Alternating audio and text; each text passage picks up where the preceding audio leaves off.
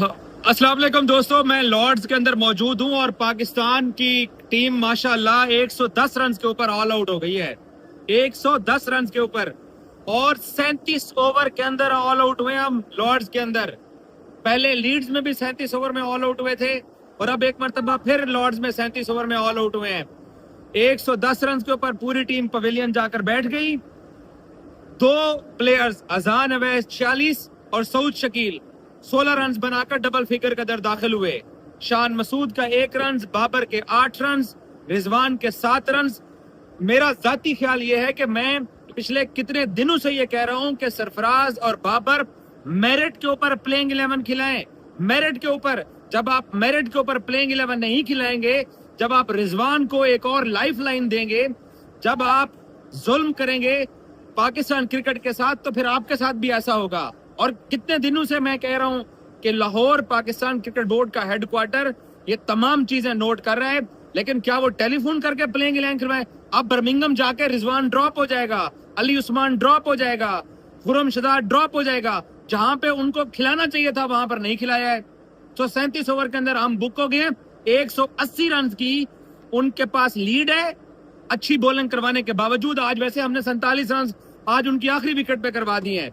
180 run England की lead है, वो करें 200, वो करें 250 और आप माशाल्लाह एक और टेस्ट मैच अभी भी वो अगर पाकिस्तान को कहेंगे और दूसरी बारी, क्योंकि रूल तो 200 रन का फॉल 1 का होता है, हमसे ये 180 भी नहीं होने वाला।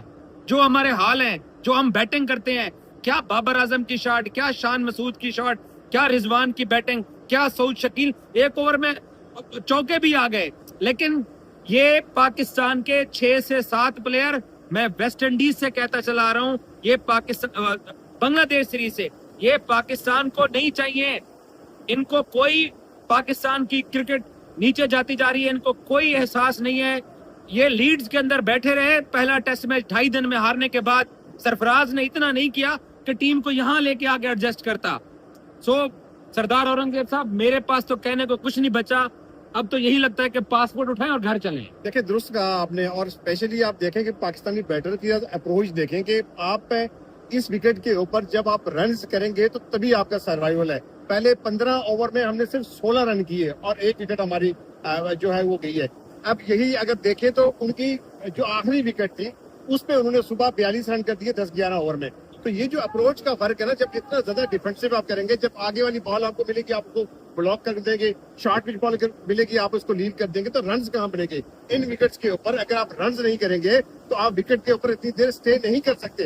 देखिए, सऊद शकील आते ही उन्होंने अटैक किया तो थोड़े रन्स आए, वहां पे एक जो छोटी सी पार्टनरशिप लगी अजान ओवैस की, तो उस पीरियड के अंदर रन्स आए, यानी एक ओवर में 10-10 रन भी आए।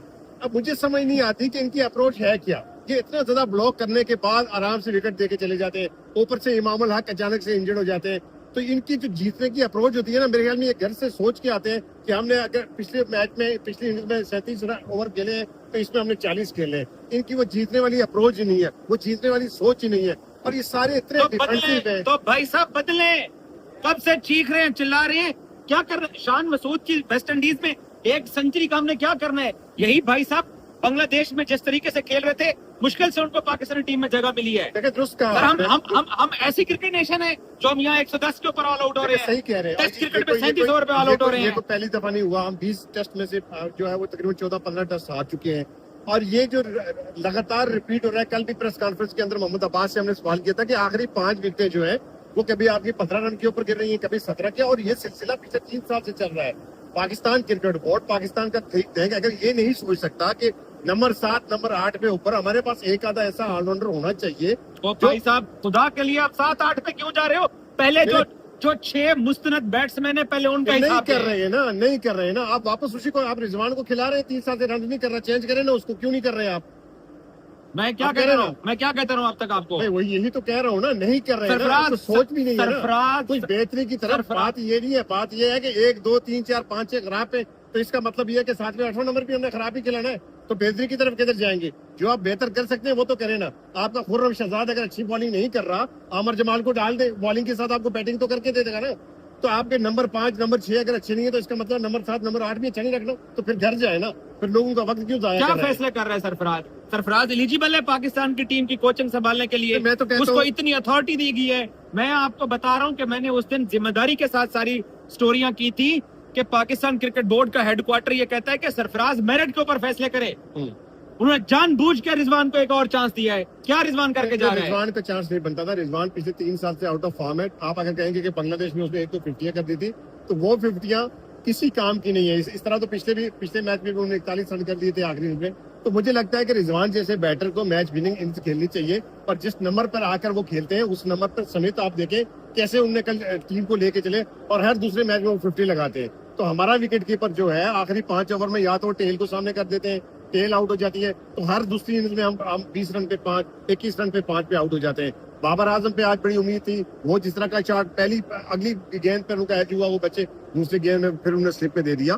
तो किसी न किसी को तो जिम्मेदारी लेनी पड़ेगी। कोई एक बड़ा सो तो यहाँ पर आएगा, भाई तो साहब तभी हम बस मैच जीत बस सकते हैं। बस बस बस इस टीम को बदलें। मैं डे के एंड के ऊपर बात होगी। Thank you so much.